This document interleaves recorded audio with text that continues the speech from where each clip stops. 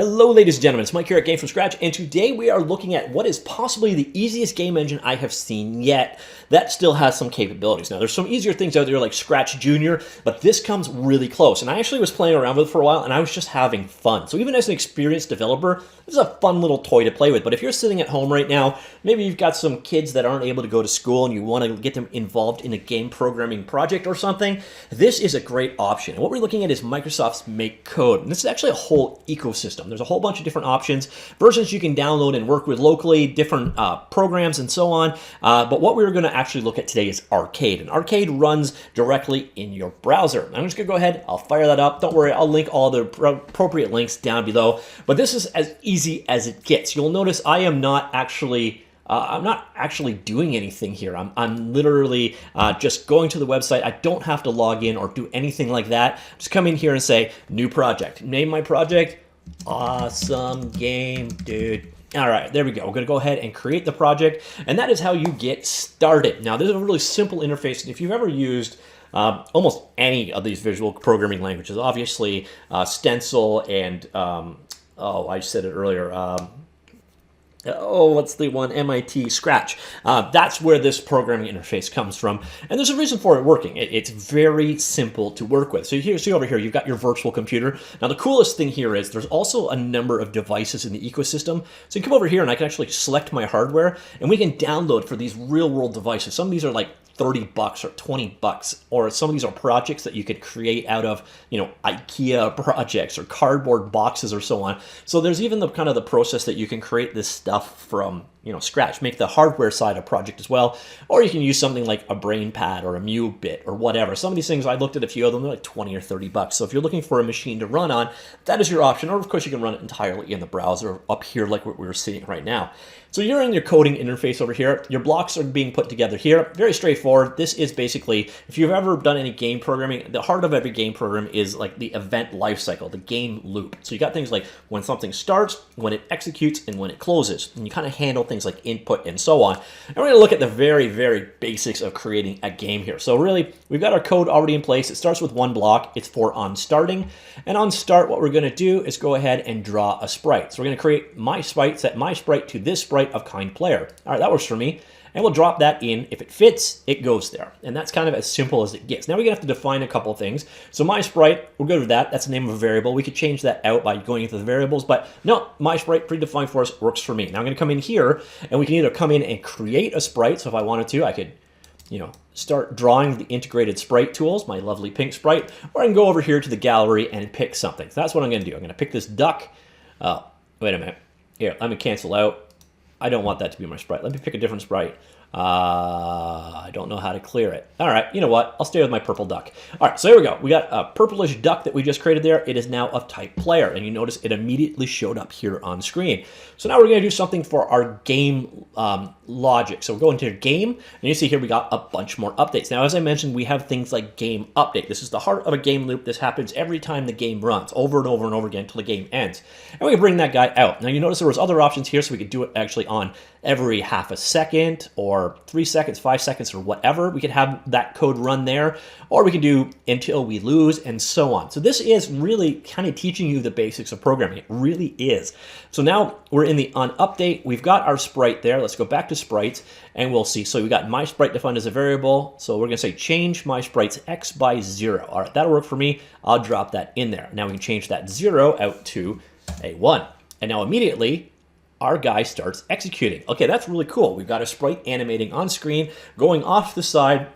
Pretty awesome. Now the problem is he's God now. And so that's obviously not the greatest thing. So what we're going to do next is do a little bit of logic here. So we can do if. So we can say if, and then we do a comparison. So we do if, we'll drop an if condition in here. And instead of true, we're going to go back into the logic again. So if logic, and we'll do a comparison. So we'll grab one of these guys right here.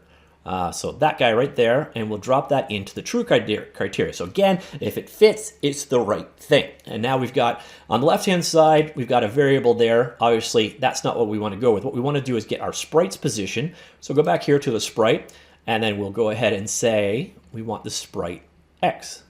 So I found it here once. I can find it again. Where are you? There we go. So my sprite X Again, if it fits, so you can see it's rounded, so it'll fit in there. So say if the X that we've got here, and then we're going to say is, and then we'll say greater than or equal to, and now we want the width of our scene. Now I got to remember that. I think that's scene screen width. There we go. So if we go past the screen width, now we want to do is set our sprite to go over to this side. Simple enough. Go back here to sprite, and then we'll go set my sprite X to, instead of moving by, we're going to set it to a fixed amount. And we'll drop that right in there, and we'll set it to 0. So now when this goes ahead and runs, it's going to go across the board, and then boom, and back in. And that's really as easy as this stuff goes. Now, next thing you might want to do is add some controls. So let's do that. We're going to drop in here, and then we'll go, yeah, that block. So you notice it's an outside block. It's got no inputs or anything. That means it's something that it's going to be called the equivalent of something called a callback function. This is code that's going to run when this event occurs. So this is on A button, so we can pick the various thing, left, right, up, down, menu, and so on, but we'll stick with the A button. And now we're going to do when it's pressed. And then now let's take our, okay, how did I do this? I think I did a sprite special effect. Yeah, so here we go. So we got a special effect. So we got our sprite once again. We'll do a special effect when it plays. So we could do a spray effect like this. So we could sit here and say trail. All right, so there we go. When we press the A button, we're going to get a trail behind this guy. So let's do that. And there. Boom, we get a trail behind. So that is how easy it is to handle input. Now I could probably put another one in that would stop it, you know, if I pressed another button, or I could have it just do one thing. You can also do additions here. So if I brought up more details, so now it's just going to do it for half a second. So there, it's going to spray for half a second and done. And that is essentially how your programming works. It is a very, very simple system to work with. And I have to say, again, this is probably the simplest I have ever worked with that still had good functionality. And then we get down here, we got some nice advanced stuff here. So we got, we can make our own functions. You can actually do extensions to everything too. So if you want to get into coding, you can. And we'll get back to coding in just a second. You got array functions, text manipulation functions, console or logging details. And then we've got extensions. You can create your own extensions if you so wish, or you can download a bunch of people's extensions. So say you wanted keyboard support, you could drop in a keyboard extension and you're good to go. Or once again, if say you have a parent or a sibling that is a good coder, they can potentially write extensions for you to work with, and you can bring them in that way. So this can do more than what you see here, but in terms of what's here, it actually has most of what you would expect. So let's say we want to go in and we want to play a sound when we press that button. So here we go, and then we'll select in a sound. So let's do a jump up sound when we hit the A button. Again, it auto resets, and then I got my sound turned way down. There you go. So that's how easy it is to sound the song. It's the same thing if we want to do some game music when we started our game. We could just we could go into the game music section, and we could play a melody or so on, or a sound or a melody when we start the thing. You set the rate that you play it back at. You can actually control the melody that's described by setting little, just basically buttons in a grid of sound. I don't want to play any sounds because I'm going to hurt your eardrums if I do, but you get an idea of what you're working with. Over here, you've got some simulation options available and debugging tools. Even you can go into debug mode and actually, you know, set breakpoints and see how your code worked and so on. It's actually an amazingly sophisticated tool that they've developed here for such a simple task. It's really cool, and amazingly, what really shocked me is how streamlined they've done things. So if I want to go ahead and save my game, what do I do to save my game? Well, first off, I can just go ahead and share it with other people, give people links to my games and they can come in and play it. And as you saw maybe from the input section, controllers, there's actually support for multiplayer in this, which is kind of cool. But what we can also do, and this is really clever, so I can go ahead and where did you go? I think it might be under download. Nope, not there. All right, I swear it was here. Nope, not there. All right. Where did it go? Oops, that's not what I wanted. One second. Oh, looking right past it. So I still want to save my game. I just click right here, and it actually saves it as an image file, which is really kind of cool. So if I want to go ahead and reload it, I can literally just drop that image file. So I could go here, show that image in the folder. It's going to be nonsensical, but there is my arcade awesome game, dude. You could just share this PNG with somebody and you load it in and your project file is actually encoded into a shareable PNG file. That's clever. And on top of that, this isn't just this visual programming that you see in front of you. Actually, if you look up here, you're going to notice this guy as well. And this guy brings you over to the JavaScript editor. And this is what makes it really kind of magical. So if you want to like migrate beyond just doing what you're doing so far, notice we we can do our coding right up here. So I can actually jump right in here as a code editor. So let's do another music play. So here, and I'm getting full IntelliSense. So I've got all the various different options that are available. So let's play a pew pew. And here, again, you're getting code completion. So if you want to graduate to the world of typing code, they have all of this JavaScript editor built right in, this whole framework and API, really easy to work with. And let's go ahead and do a play of it. You can pass in the volume. So as you're seeing, you'll get code completion. Now, if I press the A button, we're going to get 2 sounds played. I'm not going to do that because I don't want to hurt your ears. But what's really cool, if I switch back to blocks, you're going to notice we now have that new block.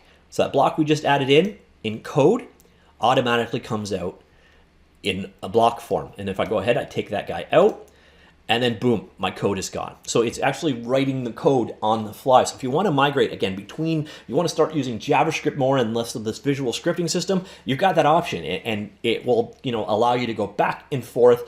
And if you've ever done any JavaScript code, this is actually pretty easy to understand. This is quite simple code. So it does make a nice learning path towards picking up JavaScript coding. And yeah, pretty much done there. That's kind of the gist of it. So once again, if you want, you can take your game and have it export out to one of these various different devices. And they do have other options. So you don't have to be in the web interface. There's downloadable versions and so on. We've also got zoom tools down here. I think I can zoom the blocks in as well. Yeah, so we got zoom tools down here. So if your vision ain't the greatest or whatever, or you're talking to a younger child, you do have that option. You have undo and redo support over here. And again, a very simple programming system. The only thing that I find a little bit confusing is how to bring in your own assets. So some of these you can define, but it's, I wonder if I have to do it that way. Yeah, so I don't actually know how to bring in my own sound effects. For example, I can bring in extensions and so on. I just don't know how to bring in audio. So when we're dealing with an audio command like, all right, now I'm really zoomed in. This is hard to understand. So when I'm here, we just got their selection of things to work from. Obviously, there's got to be a way to bring things in. I'm just not 100% certain what that is. But otherwise, it's just a great library, great features, great functionality. And again, it's one of the easiest programming interfaces I have yet seen in my life. So if you're sitting at home right now and you potentially, just want to start, wet your feet on programming, or if you are an existing programmer and say you have a younger kid, a niece, a nephew, or something that has shown an interest in programming, I can't recommend this anymore, to be honest. It's pretty amazing what they put together here, and it just works. So again, all the links will be available down below, but if you just want to jump in, you can go to arcade.makecode.com. And again, no need to log in, no need to do anything special there. You literally just start making stuff, and if you want to save it, you just click the save button, and it comes out as a PNG file that you can, once again, reload. You can share with somebody else, and then all they have to do is come to Arcade, drop it in, and that will load your code or your game, and they can start playing with it. It's just brilliant. So yeah, that's kind of it. Your game is stored back here. So it might be that I am somewhat logged in because I'm shocked that it's tracking these. But you see, we've also got versioning going on, so I can actually do rollbacks. And you can see there's a number of tutorials to get you going. It's some pre-made games if you want to jump in and learn from. And any one of these, so if we come here, like say Raptor Run here, let's open that up. Open an editor. All right. So here you see code someone else made, slightly more advanced than anything I showed. But again, it's not exceptionally difficult. It's all pretty straightforward stuff. Now, it starts looking confusing, but as far as games go, that's pretty clean and straightforward. And you can see there's the game. Again, let's get rid of the sound. Go away. And there are these other options to come in and explore. So really, Microsoft, you did a great job here with MakeCode. And I found myself just playing with it and having fun. Another thing is, and I'm not going to use the word here, but with what's going on right now, because a lot of schools are closed, the MakeCode team is actually doing live streaming tutorials to teach people how to use this stuff. So even if you don't personally know how to code, but you want to get a youngling or someone in your family involved in game development, now could be the perfect opportunity. This is really simple. You literally just have to go to a website and start. But the cool thing is you can grow beyond that and have it, it support those various different devices. You have other options to work with beyond just the website. And again, you can come in here and start, learning to do JavaScript code. So you can migrate up as your skill levels improve. You can start writing extensions, make things more and more capable, and that gives you a nice learning progression, which is what any good educational tool has in it. So that's it. End of my gushing. This is Microsoft's MakeCode. Again, one of the easiest and most polished entry-level game engines I have ever seen. And like I said, even if you have programming experience, jump in. I guarantee you're going to have a bit of fun playing around. All right, that's it for now. Let me know what you think. If you have an alternative to this, a different suggestion. Obviously, there's things like gdevelop, but it's more complicated. It's ditto for stencil. It's not really an absolute beginner's tool like this is, but obviously it's also a more capable tool. But if you have an alternative suggestion to this, or if you prefer using something like, oh God, I always forget the name, Scratch or Scratch Junior, if you prefer that to this, let me know what you think of the two compared if you've seen them both. And that's it. Talk to you all later. Goodbye.